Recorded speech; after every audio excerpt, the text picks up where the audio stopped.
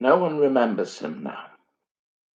Anton Probst, a German immigrant who butchered a family in Philadelphia, a farmer, his wife and children, the wife's visiting cousin and a farmhand with an axe, the money in their pockets, their clothing, and a meal.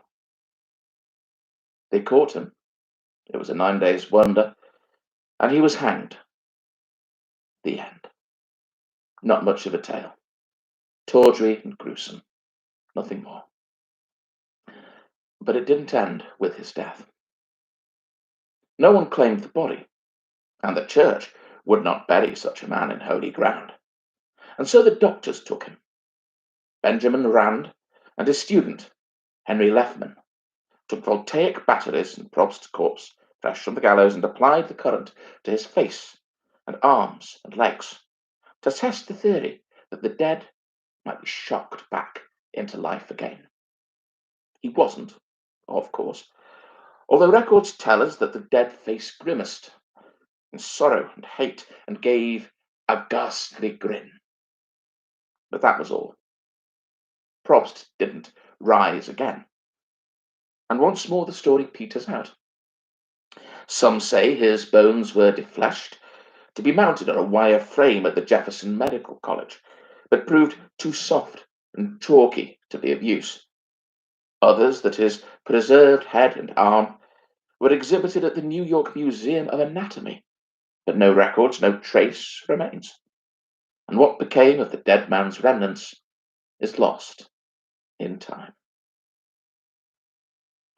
There is, however, another whispered version of events. That Dr. Rand's experiments, in fact, bore fruit. That Probst rose, grinning, from the table, flexing his brawny arms, and went looking for an axe. They fled, those experimenters, shocked by their success, though really, given his history, what did they expect? And held him at bay with barred doors, though only briefly, since Probst, impervious now to pain, and given by the voltage greater and apparently endless strength, soon battered them down. He sang, it said, Ich had einen Kameraden, but only in a whisper, because the hangman's rope had crushed his windpipe. The bullets of policemen proved no more than an irritant. Finally, they crushed him beneath a heap of bricks and dismembered his writhing, bloodless corpse with an axe. The biter bit, the axeman axed, before dropping his fragments in weighted sacks into the Delaware River. But in the days that followed, there were murders. The first was a tailor, strangled in his shop, the floor of which was slathered in copious riverbed sludge. Nothing was missing but an axe, and great quantities of his strongest, thickest thread. The other killings were axe murders, you won't be surprised to learn. The accompanying robberies were more conventional. Clothes were taken, money, food. There were no witnesses, no one saw a thing, but some victims' neighbors said that on the nights of the killings they'd heard a gravelly, whispering voice singing some German song as it passed their door. The murders stopped as abruptly as they began. No more was heard. That's the whispered tale, the rumour, which you can believe or not, as you choose. But if you do believe, you might well ask what then became of Anton Probst.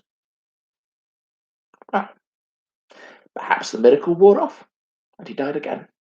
Or his clock restarted, his stitches healed, he might have lived out a normal human span. Or perhaps he still lives, if you can call it living, and gratifies whatever appetites persist in him, even to this day. Where he does, if that's the case, I know no more than you. It could be anywhere.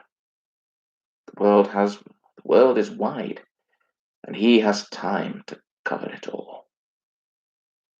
So perhaps, and this is only a suggestion,